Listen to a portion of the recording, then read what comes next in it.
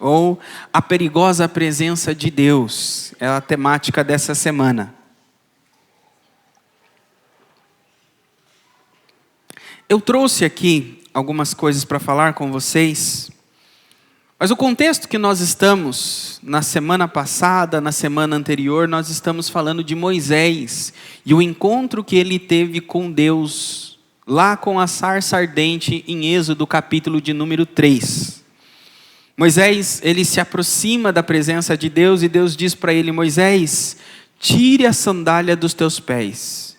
Não se aproxime, mas antes tire a sandália dos teus pés, porque o lugar em que você pisa é santo. E dali, Deus envia Moisés de volta ao Egito para tirar o povo de Israel do Egito e levar para a terra de Canaã, uma terra que emana leite e mel.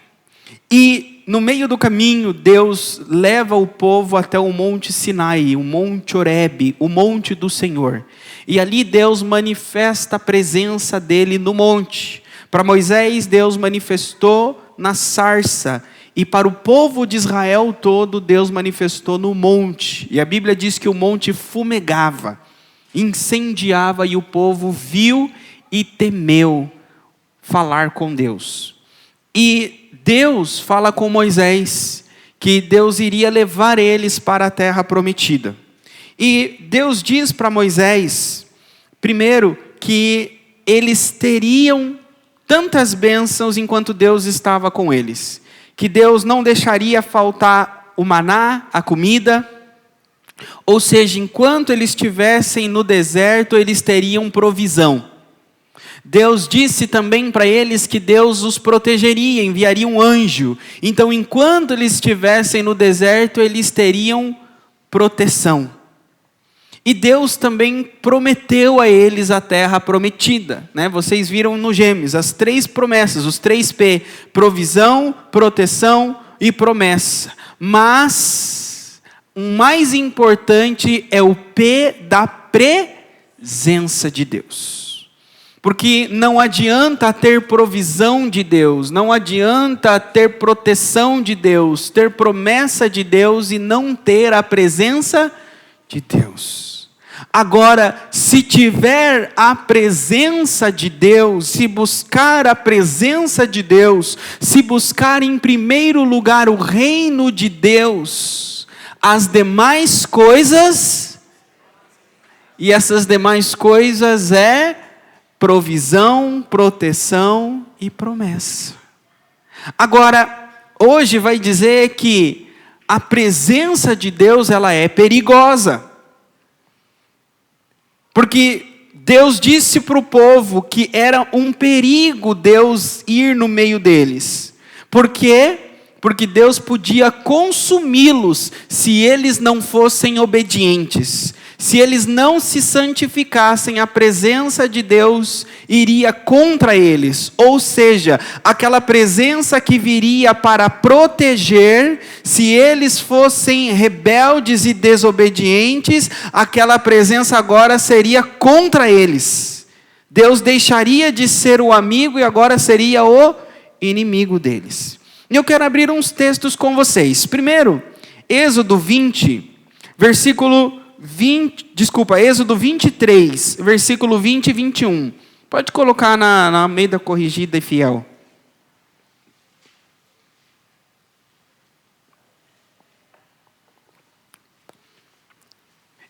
Aqui, capítulo 23 de Êxodo, é bem antes, lá de onde nós vamos ver o texto de hoje. Mas Deus já está falando de enviar um anjo na presença. Ele diz aí, olha, eis que eu envio um anjo diante de ti, para que te guarde pelo caminho e te leve ao lugar que eu te tenho preparado. Versículo 21, guarda-te diante dele quem? Do anjo. E ouve a sua voz. A voz de quem? Do anjo. E não o... Como será que a gente provoca o anjo? Será que é fazendo careta para ele? Mas Deus diz, não provoque o anjo. Por quê? Não provoque a ira, porque ele não perdoará a vossa rebeldia, porque o meu nome está nele. O que Deus está dizendo é o seguinte: Ele leva o meu nome. Se vocês se rebelarem, Ele vai levar para o pessoal quando vocês se rebelar contra mim. E Ele não vai perdoar vocês. Ele vai, descer a espada. Por quê? Porque o meu anjo, ele zela pelo meu. Ele me conhece, ele conhece o meu caráter, ele sabe quem eu sou. Então, ele é um pouco insensível quando se rebelam contra mim. Portanto, não provoquem o anjo. Mas Deus diz, pode continuar o versículo 22.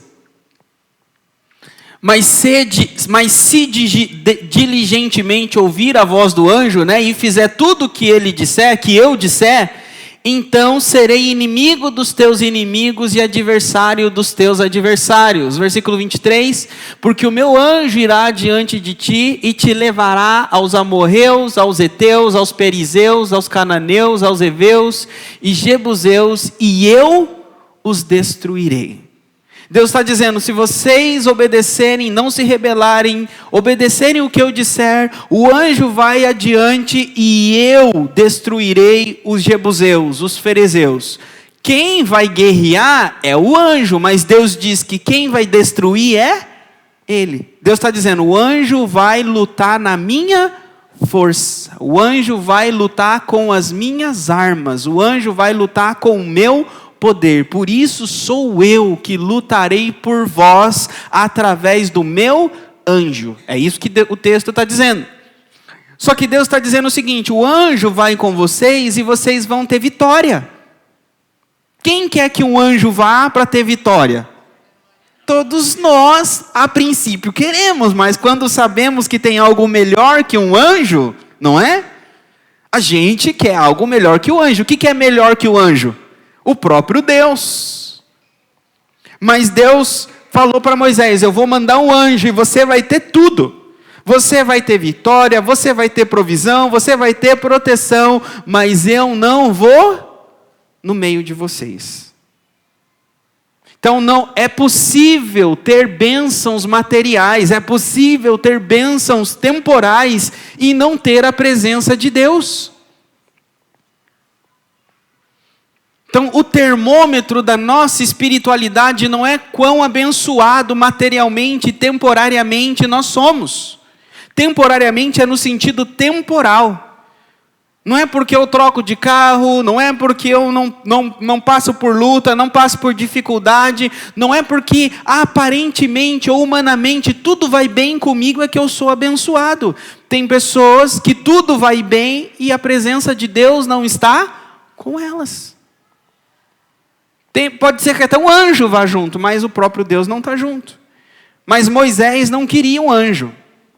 Moisés disse que queria que o próprio Deus fosse. Ele disse, se você não for conosco, não nos envie. Não nos envie. Mas o que acontece? No capítulo 32, diz que Moisés sobe ao monte e lá Deus dá os mandamentos, as leis. E Moisés fica 40 dias no monte. E diz que o povo fica impaciente. E eles chegam para Arão e falam assim, faz um Deus para nós, para nos guiar, porque esse Moisés não volta mais. E eles fazem um bezerro de ouro. E lá do céu, Deus fala, lá do monte, do cume do monte, Deus vem para Moisés e fala assim, desce porque o teu povo se rebelou. Deus fala, o teu povo, teu sangue, tua prole, tua gente. E Moisés não vai interceder a Deus. Moisés diz que Deus se irou. E Moisés fez o quê? Abaixou a cabeça e foi até o povo. Irmãos, aqui, não sei por que eu estou falando isso, mas acho que veio do meu coração porque eu tenho que falar. Tem que ter discernimento de intercessão, irmãos. Às vezes a gente quer interceder com gente de espírito irado. E não vai sair nada dali, porque a ira tomou a pessoa naquele momento. Tem que esperar o espírito baixar. Quando a ira passa, você vai e conversa e intercede. Vocês querem um exemplo? O filho cometeu algo que o pai ficou muito bravo, muito irado. E o pai está daquele jeito. Se a mãe vai na hora que o pai está brigando, irado com o filho, vai interceder, vai entrar no meio, vai ser bom? Não vai dar bom. O que a mãe tem que fazer? Intercede em espírito, Senhor, né? Senhor. Agora, claro, irmãos, se é agressão física é outra coisa. Eu estou falando aqui de uma repreensão dura. Não estou falando de agressão física. Não estou falando de nada disso. Estou falando de repreensão dura. A mãe intercede. Faz o quê depois? Depois chega e conversa. Olha, não seja tão duro com o menino. Né? Você deu o castigo para ele na tua ira. Não pesa tanto a tua mão. Por quê? Porque o pai na ira deu o castigo. E na hora do castigo da ira, o castigo é muito severo. E aí a mãe intercede para que diminua a severidade. Mas se a mãe vai interceder enquanto o pai está dando o castigo severo, o pai vai ainda entender que a própria mãe está indo contra ele. Agora de um tem 2 rebeldes dentro de casa. E aí o pai vai querer também dar o castigo para a mãe. Mas não se castiga um adulto, não se castiga uma mulher. E aí o que acontece? Já sabe, né? Pastor, não dá mais esse casamento. Não dá mais esse relacionamento. É por aí que vai. Então, discernimento, irmãos. Não se intercede com o irado. Nem Moisés intercedeu quando Deus estava irado. Moisés desceu e tratou do pecado. Diz que Moisés chutou o bezerro, despedaçou o bezerro, fez o bezerro virar em pó, jogou a água do bezerro de ouro, de pó de ouro, nas águas correntes, e tomou da água e deu para o povo beber. Seus bandos de rebeldes, vocês vão beber o bezerro de ouro que vocês fizeram. E brigou com eles. Mas aí Deus chegou para Moisés e falou o seguinte: ó Moisés, eu decidi, eu não vou com vocês não. Depois desse episódio do bezerro, eu não vou mais com vocês. Por quê? Porque eles são um povo obstinado. Coloca, por favor, Êxodo 33, versículo 2, versículo 3, 33, 3. 3, 3, 3.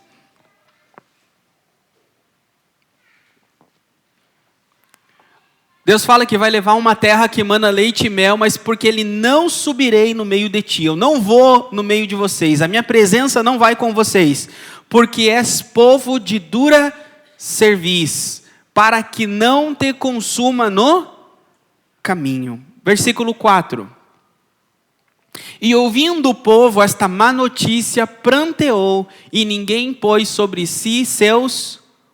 Ninguém vestiu ouro, tiraram, porque a notícia não era boa. Versículo 5.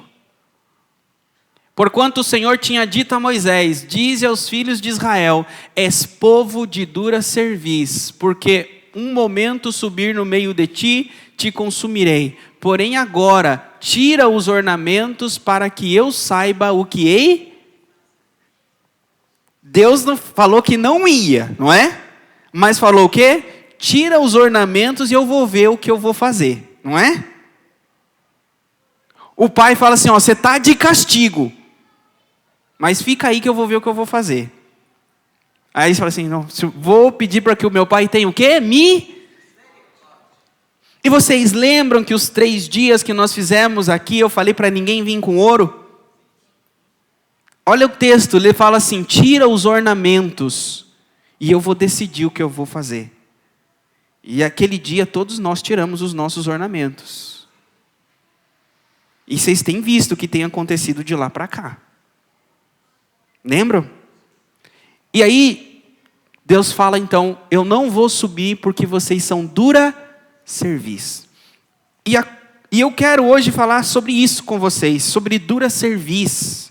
Eu quero ensinar vocês a curar a dura cerviz. a entender o que é dura cerviz, o que é obstinação, e identificar todo sintoma de obstinação em vocês. Por quê? Porque é a obstinação que faz com que a presença de Deus nos consuma. Então, se nós entendermos o que é obstinação e nos afastarmos, nos desviarmos da obstinação, não temos o porquê de temer a presença de Deus. Não corremos o risco da presença de Deus no nosso meio. E eu vou falar de 4 características do obstinado. 4 características daquele que tem dura cerviz. Ele tem resistência à autoridade, ele tem teimosia persistente, ele tem arrogância espiritual e ele tem rebeldia ativa. Essas são as características, não é uma só. O obstinado tem as 4. Não tem como ser obstinado e só ter uma delas. O obstinado, ele tem as 4 delas. E é isso que eu quero ver com vocês. Primeiro, essa palavra que ele fala aí, que é dura cerviz. Algumas Bíblias está obstinado.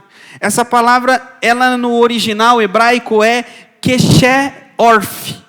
Keshe é duro e orf é nuca, pescoço. Ele está dizendo, então, é uma pessoa de pescoço duro. Então, o obstinado tem pescoço duro. O que é um pescoço duro? Imagine, já viu uma pessoa com torcicolo? Como que ela fica? Se ela vai virar, ela tem que virar todo o corpo junto, não é? Ou seja, ela tem dificuldade de baixar a cabeça, de submissão, e ela vira e leva o corpo junto aonde ela vai, porque ela tem um pescoço duro. Mas a linguagem bíblica não é por causa de torcicolo. A linguagem bíblica era por causa do boi selvagem, que tinha o pescoço duro para receber a carga e o jugo. Então o boi, ele, quando era trazido para arar a terra, era colocado um jugo no pescoço. Agora, quando o boi enrijecia o pescoço, ele estava fazendo o quê? Rejeitando o jugo, não é? O dono queria colocar o jugo no pescoço para ele servir e arar a terra, e o boi enrijecia o pescoço. Eu lembro quando eu ia vestir a minha filha e ela enrijecia todo o corpo, que ela não queria que trocasse ela. Irmãos, quando enrijece fica difícil, não fica? Então imagine que Deus está dizendo que espiritualmente nós como que nos enrijecemos espiritual. De tal forma que nós não deixamos com que Deus coloque o jugo em nós. Para que nós possamos trabalhar no arado do Senhor, trabalhar para o Senhor. Mas ao contrário, queremos agir como bois selvagens. E isso é o tema de hoje. Quem age como um boi selvagem, quem enrijece o pescoço para receber o jugo de Deus, da palavra de Deus e da vontade de Deus, tem um espírito de obstinação. E corre muito perigo, porque a presença de Deus pode consumir você a qualquer momento. Ou já está consumindo e você não sabe. Mas vamos lá. Primeiro, eu quero falar com vocês das características, e eu vou usar um obstinado da Bíblia. Vou pegar um rapaz obstinado e falar da vida dele, e mostrar a obstinação dele. E esse rapaz está em Lucas 15, é o filho pródigo. Eu não vou aqui, versículo lá por versículo com vocês, eu vou apenas destacar os pontos e trazer para vocês. Primeiro, o primeiro ponto do obstinado, do pescoço duro, ele tem resistência à autoridade.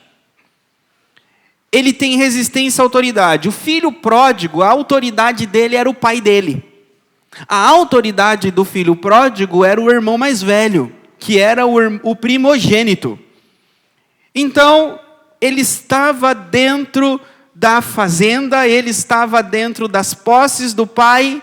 E o que vocês acham? Ele estava contente com a fazenda? Ele estava contente com os horários da fazenda? Ele estava contente com os trabalhos que ele tinha que fazer dentro da fazenda? Não. Então ele estava ali, que saco essa fazenda, que saco esse velho, que saco meu irmão, não aguento mais, está muito chato. E aí ele tem resistência com as autoridades que estão em cima dele. E aí ele faz o quê? Ele pede a herança. Ele pede a herança. Pai, me dá a minha herança, a minha parte. Na cultura da época, era praticamente querer a morte do pai. E quando ele pede a herança dele, ele está dizendo o seguinte: eu quero autonomia, eu quero liberdade. Então a resistência à autoridade significa que você tem resistência a horários, a ordens que são colocadas sobre você. É como que você tem que agir, viver debaixo das tuas leis. Qualquer outras leis que outros colocam sobre você, você tem dificuldade. É uma característica de uma resistência à autoridade. Mas não tem como nós vivermos nessa vida sem estar debaixo de autoridades. No seu trabalho tem autoridades. Na sua casa, seu pai, sua mãe, seu avô, sua avó, quem criou você é a sua autoridade. Na rua tem as autoridades, policiais, governantes, todos os lugares têm autoridades, não é? E nós andamos debaixo de uma lei terrena, que é chamada Constituição, sim ou não? E é uma autoridade sobre nós. Então, a autoridade, ela tende a trazer uma paz, tende a trazer, não tem uma palavra específica, mas a ideia é que a autoridade, ela faz com que a anarquia não tome conta. Então imagine se não tivesse leis a respeito do roubo. O que as pessoas iam fazer? Ia ser uma anarquia, não ia? Entrar na loja das pessoas, achar que é dela, ela pode pegar o que ela quer, quando ela quer. Não vira uma anarquia? Então a lei e as autoridades são princípios para mitigar, para suprimir a anarquia. Imagine uma empresa onde cada funcionário entra e sai a hora que quer. A empresa onde o funcionário só entrega o trabalho que quer, quando quer e a hora que quer. Vira anarquia. A anarquia é contra a lei, contra as autoridades. Então, o princípio, a primeira característica do espírito obstinado é que ele tem dificuldade com ordens colocadas sobre ele. E às vezes e Deus está falando aqui que são as ordens e as palavras de quem? De Deus. Então, a obstinação, a dura serviço, são pessoas que elas têm dificuldade com a autoridade de Jesus. As pessoas hoje, a gente vive num tempo que é mais ou menos assim. Ninguém tem dificuldade de falar que Jesus é Senhor. Você fala para qualquer crente, Jesus é teu Senhor? Ela vai dizer que sim. Principalmente no culto de ceia. Aí fala assim, então, tudo que ele fala você obedece? Tudo que ele fala você obedece? A pessoa, como todos nós, a gente vai falar assim, né? Pastor, ninguém é perfeito. Até aí tudo bem, ninguém é perfeito, todo mundo peca. Então eu peco, vocês pecam, e a gente entende que toda vez que a gente peca, a gente desobedeceu a Jesus, não é? E aí a gente fala, então aí eu não fui fiel ao meu Senhor, perfeito? Esse é um problema, mas tem um problema maior ainda. O problema é quando Jesus fala, isso aqui eu quero que você faça assim. Você fala assim, Senhor, mas não, isso aqui eu não vou fazer assim. E aí você fala, e aí, você não fez como Jesus falou. Não é que você não entendeu o que Jesus quis dizer. Eu faço desse jeito, também dá certo, também é bom, Deus também quer. E não está errado o que eu fiz. Isso é pior. Isso é pior. O pior não é os pecados que nós estamos convencidos, o pior são aqueles que nós estamos convencidos que não são pecado. E a convicção é fruto da nossa arrogância, e do nosso orgulho, e da nossa libertinagem, porque a gente não quer abrir mão de viver aquilo daquele jeito que a gente quer viver. Isso é a obstinação. Esse é o maior perigo. Então não se preocupem com os seus pecados. Se preocupem com aquilo que vocês não acham que é pecado. Porque é ali que se esconde a obstinação. Se preocupe com as atitudes de vocês que vocês acham que está tudo bem. Porque é ali que dorme a obstinação. Aquilo que a gente sabe que não é pecado, o Espírito Santo já nos convenceu. É arrependimento, é transformação. O problema é aquilo que a gente não foi convencido ainda que está errado. Então, é uma área na nossa vida que nós resistimos à autoridade de Deus. Às vezes Deus está falando, você precisa mudar. Às vezes Deus fala através do teu pai, da tua mãe. Às vezes Deus fala através do seu pastor. Às vezes Deus fala até o ímpio, usa até o ímpio para falar com você. Mas você fala assim, não, é da minha cabeça. Não é assim. Então toma cuidado com a resistência à autoridade. 2, teimosia persistente. Teimosia persistente. Quando o obstinado, ele toma uma decisão de libertinagem, o filho pródigo fez o quê? Falou, pai, eu resisto à tua autoridade, não quero ficar debaixo dos teus horários, daquilo que você manda eu fazer aqui nessa fazenda, me dá a minha herança. E ele pensa o quê na cabeça dele? Eu vou viver a minha vida, não é? Na cabeça dele, ele ia viver uma vida próspera, não ia? Como a gente fala, ia estourar no norte, não ia? Na cabeça dele, ele imaginou uma vida perfeita e maravilhosa, não foi? Assim é com todos nós. Todas as vezes que a gente escolhe desobedecer a Deus, a gente projeta na nossa mente uma vida maravilhosa. Não, porque vai dar certo, que eu vou fazer isso, eu vou conversar com aquela pessoa, e ela vai aceitar, e vai dar certo, a gente vai tomar essa decisão, assim, depois de 5 anos vai estar assim, depois de 10... Isso na nossa mente. E aí, tem um fantástico mundo de Bob na nossa mente. Que a gente sabe todas as coisas, está tudo sob controle, pastor. O senhor não sabe de nada, já está tudo certo. Já vi, já estou com isso em mente, já estou com aquilo em mente, vai dar certo. E aí, desobedece. Pastor, me dá aí a minha herança que eu estou vazando. Vai. E aí, o que acontece? No princípio, 1000 maravilhas. 1 mês, 2 meses, 3 meses, 6 meses, 1 ano, uma maravilha. Tudo certo, tudo indo como planejado. Mas aí começa a vir o quê? Ladeira abaixo. Aí vem as dificuldades. Aquelas que o pastor já tinha visto e já tinha falado. Começa a vir. E aí começa a tempestade. E a gente está lá? Não, vai passar. Vai passar. E o dinheiro da herança, ó. Tchim, tchim, tchim. Cada vez que você olha na conta, está ficando vermelhinho. Ó. Está diminuindo. Verdinho, diminui. E chega uma hora que acaba.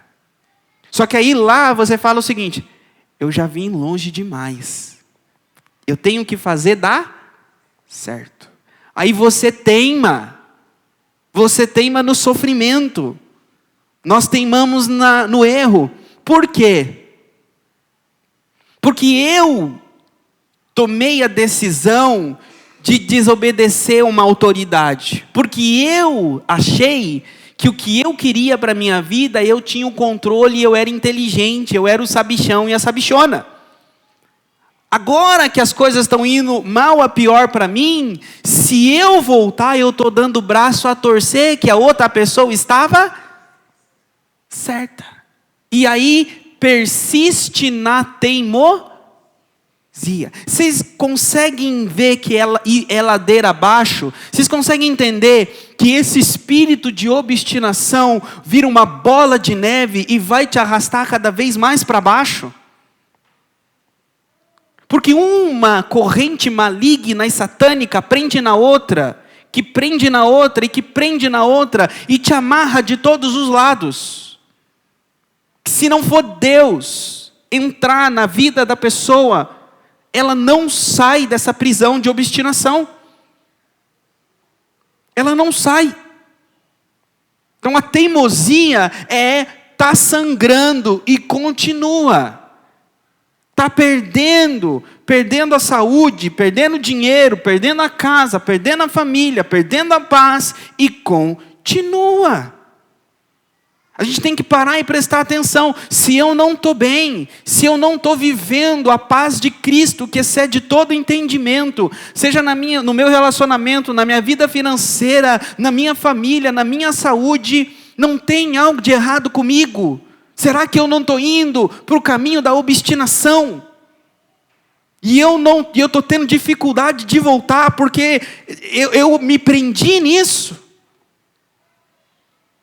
Quando começa o sofrimento, irmãos, pode ser o sinal que vocês estão no espírito de obstinação. E assim é, irmãos. Assim é. Olha a característica, terceira. Na verdade, antes de irmos para a terceira, coloca, por favor, Jeremias 7:24.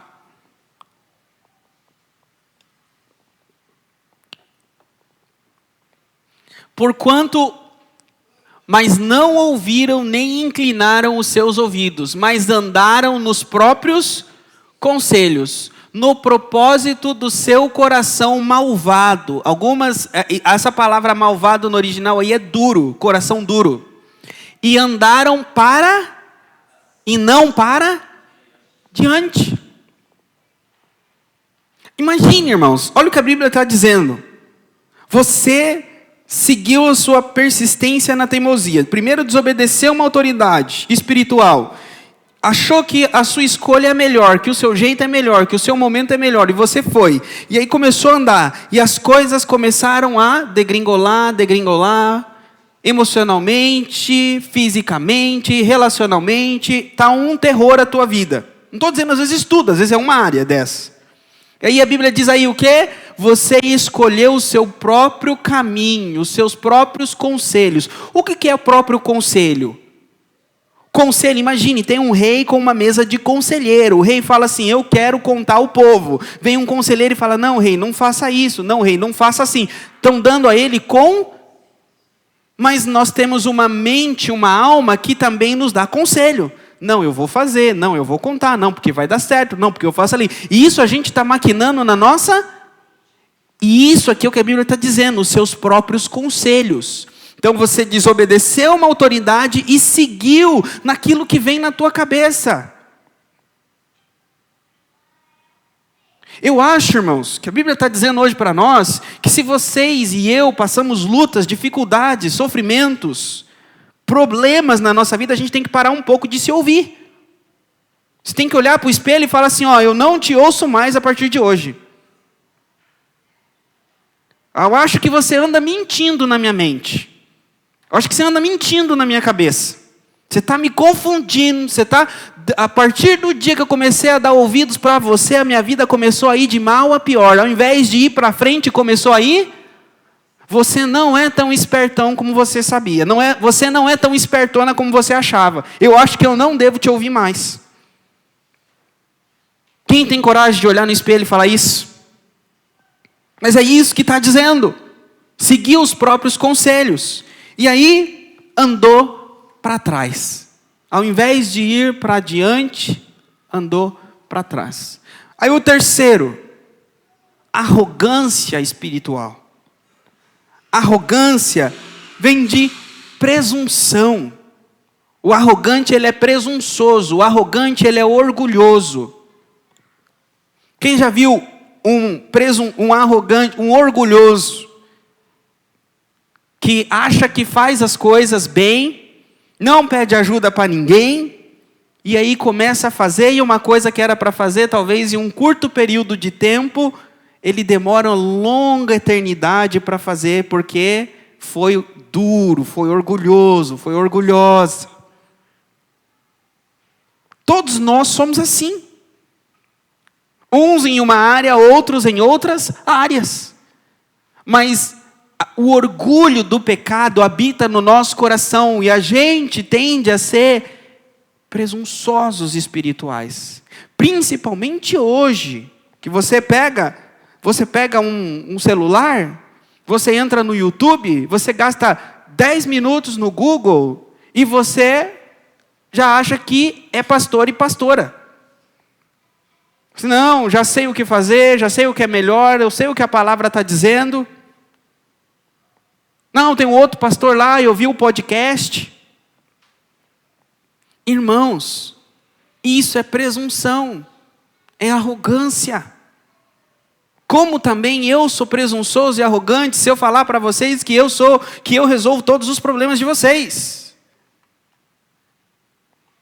Vocês vêm a mim e buscam a minha ajuda como pastor de vocês e não seguem a vontade de vocês. E eu vou chorar aos pés de Jesus e falo: Senhor, o povo é teu, a bomba é sua, o que eu faço? Que eu também não tenho a resposta. E Ele dá discernimento, Ele guia, Ele cuida. Mas a arrogância espiritual minha, de vocês, é aquela que nos torna duros para voltar atrás. Sabe quando a gente tem um atrito com a nossa esposa, e aí ao invés de você ir, sentar, olhar nos olhos e falar assim: me perdoe, me desculpe, você age como nada tivesse acontecido, sorria como se fosse dia dos namorados, dá um presente, dá um bolo. Arrogância. Precisa pedir perdão. Perdão pelo que eu te fiz, perdão. Por quê? Porque o perdão, quando a gente pede perdão, a gente está dizendo o seguinte: eu resisti àquilo que era a verdade, a autoridade, eu fui teimoso e fui arrogante. É isso que nós confessamos. Vocês entenderam hoje, irmãos, por que é difícil pedir perdão? Que quando a gente pede perdão, a gente está dizendo: olha, eu resisti à autoridade, eu fui teimoso e arrogante. Quem gosta de falar essas palavras de si mesmo? Eu não gosto. Por isso a gente tem dificuldade de pedir perdão. E o último ponto é a rebeldia ativa. Essa rebeldia ativa é independência, é fazer os seus próprios prazeres. É colocar a si em primeiro lugar. Eu vou fazer o que eu gosto primeiro. Se sobrar tempo, eu cuido do outro. Se sobrar tempo, eu faço o que o outro está me pedindo. Eu vou cuidar de mim. Eu vou cuidar das minhas necessidades. Eu vou cuidar do que é meu. Isso é independência de selvageria. Não é o boi que não quer se colocar debaixo do jugo? Às vezes a gente acha que quando a gente fala assim: eu vou cuidar de mim, a gente acha que vai dar tudo bem. Lembra que eu falei? A gente cria um mundo de Bob. E eu vou fazer isso, e eu vou estudar, e eu vou fazer academia, e eu vou plantar uma vinha, e eu vou beber do meu vinho, eu vou viver feliz para sempre, com o pé para cima, eu vou deixar esse problema lá. Cansei, Senhor. Cansei desse povo do deserto, cansei. Eu vou voltar para Moabe, eu vou viver a minha vida, eu tenho meus filhos, eu tenho minha esposa, Senhor, eu não quero mais. Assim, aí você acha que vai dar tudo certo. Aí você chega lá, você planta uma vinha, ela dá uvas amargas, aí você já chuta o seu vinho, aí o problema é a sua esposa, aí você já briga com ela. Aí você fala assim: se eu tivesse ficado lá, parece que lá o problema era menor. O que eu quero dizer? Que não importa onde vocês vão, se vocês não resolverem as coisas dentro do coração de vocês, a obstinação, a rebeldia vai destruir vocês aonde vocês estiverem. Vocês podem estar casados com Jesus, que já estão agora. Vocês podem ter a melhor esposa, o melhor marido, o melhor emprego, a melhor casa. 100 mil, vocês podem ter tanto dinheiro que vocês não têm nem onde gastar. Não vai adiantar de nada. Vocês sentirão pessoas tristes. Vocês vão ver que vai faltar coisa dentro de vocês. Por quê? Porque precisa curar a obstinação e a rebeldia. Curar a arrogância. Curar a teimosia. E aí vem a boa notícia. A má notícia é a boa notícia. Lembra que nós lemos que Deus falou para Moisés: tira os ornamentos que eu vou ver o que eu vou fazer. Não é? Aí, Moisés sobe na presença de Deus, espera, passar a ira de Deus. E Moisés ora. Moisés fala assim para Deus: Senhor, se eu tenho achado graça aos teus olhos, que eu veja a tua face. Moisés pede um passo de intimidade com Deus. Eu quero ter mais intimidade. É como que Moisés viu que Deus estava num clima bom, Deus estava ali, que era um momento certo, então Moisés pede intimidade. E Deus fala assim, lá em cima tem uma pedra. Vai lá e eu vou colocar você na pedra. E quando eu passar, eu mostrarei a você toda a minha bondade. Você não verá a minha glória, porque ninguém que vê a minha glória fica vivo. Mas eu passarei e você vai me ver pelas costas. Diz que Moisés vai e Deus coloca Moisés sobre uma fenda da rocha e Deus passa com a glória dele. E quando Deus passa, Deus fala da característica dele, que ele é um Deus bondoso, fiel. Coloca, por favor, esse versículo. Eu não preparei, mas vamos ver se a gente acha aqui. Que agora veio na minha mente, faz total sentido ele. Coloca o versículo 33, por favor. Deixa eu pegar. Êxodo 33.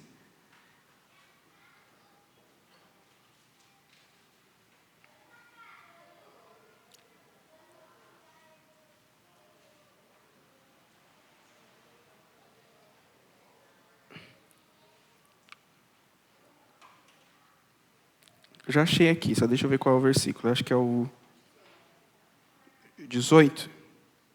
Versículo 18 é o que ele fala que esse mesmo. Versículo 18 e 19. Então ele disse, Moisés, rogo-te que me mostres a tua glória. Aí o versículo 19. Porém ele disse, eu farei passar toda a minha bondade por diante. Toda a minha?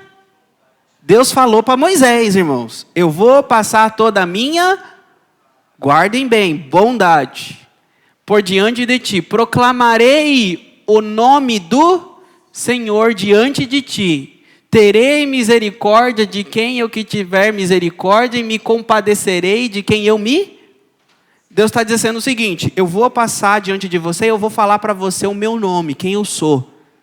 Eu farei passar toda a minha bondade, e eu vou ter misericórdia de quem eu quiser ter misericórdia, e terei compaixão de quem eu quiser ter compaixão. Aí, diz que o versículo 21 ele vai a um lugar, aí o 34.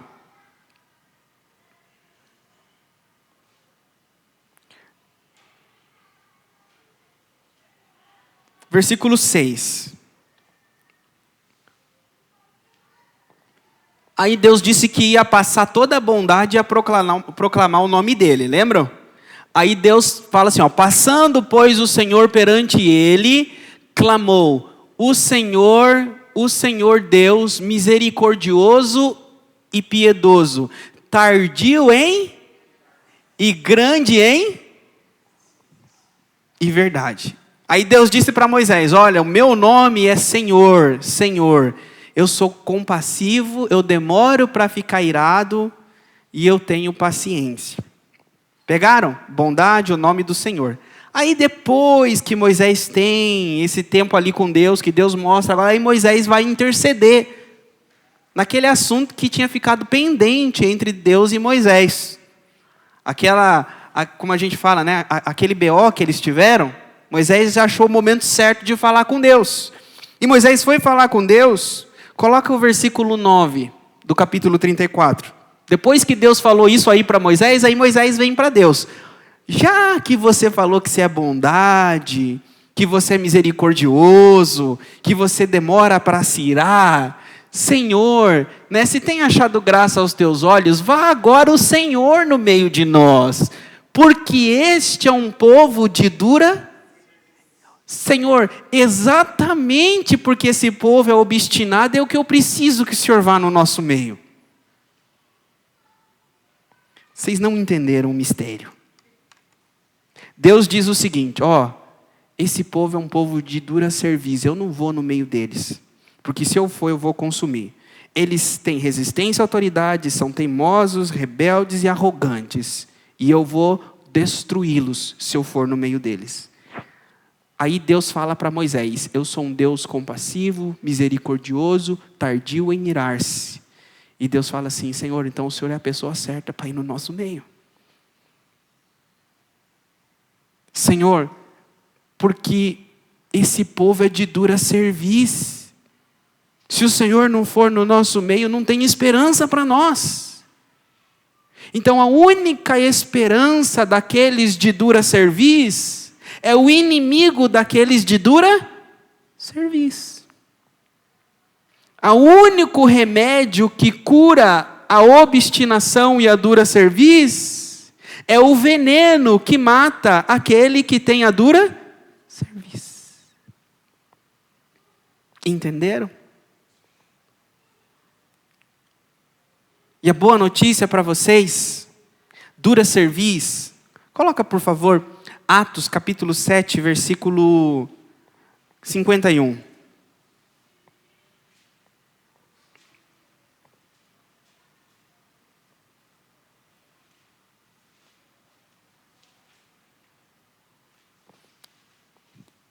Vamos abrir aí, irmãos?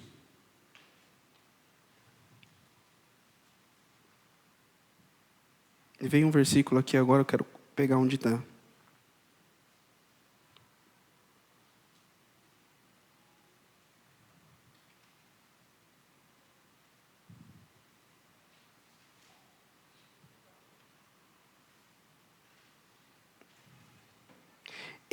Esse versículo de Atos 7, 51, diz o seguinte, homens de dura cerviz e incircuncisos de coração. Estevão está falando dos falsos religiosos, dos falsos mestres. E ele usa aí a mesma palavra, dura cerviz. Só que esse idioma aí está escrito em grego, e no grego é sklerotrachelos, que é a mesma coisa, duro coração, duro pescoço duros. E aí, irmãos, quando eu falei assim, a palavra aqui estava esclerotrachelos, aí veio na minha cabeça, esclerose múltipla, será que é da mesma palavra? E irmãos, esclerose é quando os tecidos endurecem. Então, a ideia aqui é que o pescoço, esclerotrachelos, é um pescoço duro. E aí, ele diz que Deus é o único que pode amolecer, porque quem tem um coração duro, o pescoço duro é porque tem um coração duro, tem um coração obstinado. Então a arrogância, a teimosia, a rebeldia está no espírito. Então como faz com o coração duro? Como faz com o espírito obstinado? E eu termino aqui lendo para vocês Ezequiel 36, 26. Oi? Dar-vos-ei um coração novo, e porei dentro de vós um espírito novo. Tirarei da vossa carne o coração de pedra, e vos darei um coração de carne. Vou tirar de vocês o espírito e o coração duro e obstinado, e eu vou dar para vocês um coração de carne. Pode ser que doa, irmãos. Pode ser que doa. Pode ser que no caminho a gente perca muita coisa, chore muito. Mas Ele faz. Mas eu digo aqui para vocês, só dói se a gente permitir. Se a gente deixar, se entregar, dói só agora. Dói a dor da arrogância. Existem duas dores. Tem a dor da arrogância e tem a dor do sofrimento. A dor da arrogância é aquela que é difícil de engolir, que a gente estava errado.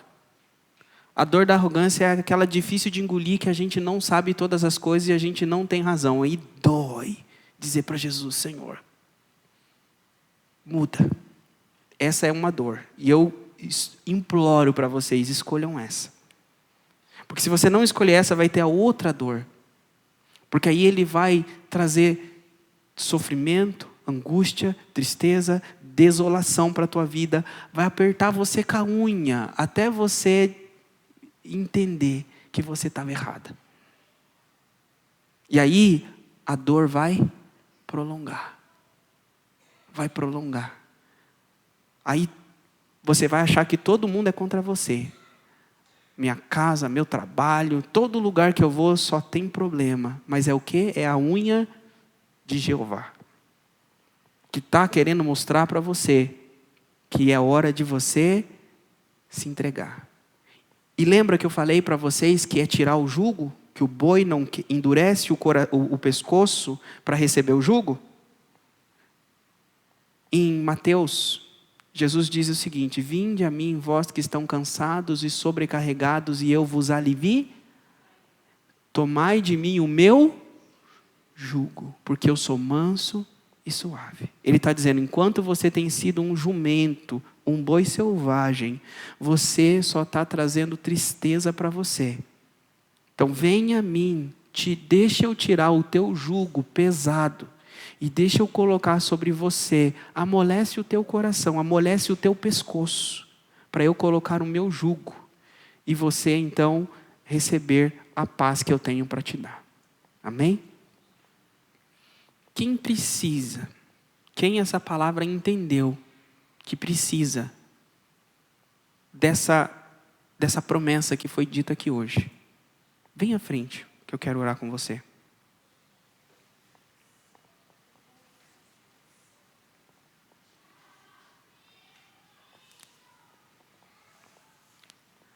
Amém. Podem colocar a mão no coração de vocês e abaixar a cabeça?